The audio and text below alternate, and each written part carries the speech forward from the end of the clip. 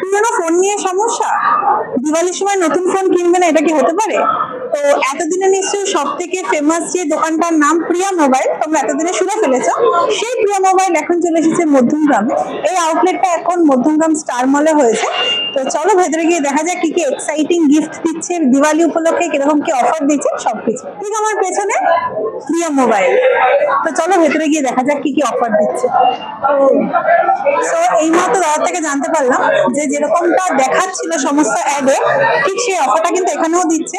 No cost EMI, তার সাথে প্রত্যেকটা ফোন কিনলে কিন্তু এক্সাইটিং গিফট আছে। দাদা কি কি গিফট আছে? অনেক অপশন আছে চয়েস করে নিতে পারো। ও, গিফটের উপর আবার চয়েসও আছে, মানে একাই তো দিওয়ালি, তারপর আবার গিফট, উপরন্তু নো কস্ট ইএমআই। ও চলো আমরা গিফট দেখি। আয়রন আছে, হেয়ার ড্রায়ার আছে, ক্যাসারোল আছে, লাঞ্চ বক্স আছে, প্রচুর প্রচুর এক্সাইটিং গিফট আছে। তো চলো দেখিনি কিরকম কিরকম কি ফোনে কি কালেকশন আছে। দিওয়ালিতে এক্সাইটিং অফার আর কি হতে পারে? আর পকেট থেকে যদি 1 টাকাও না বেরোয় ফোনটা নেওয়ার সময়, সেটা আরো বেশি এক্সাইটিং না? একদমই তাই।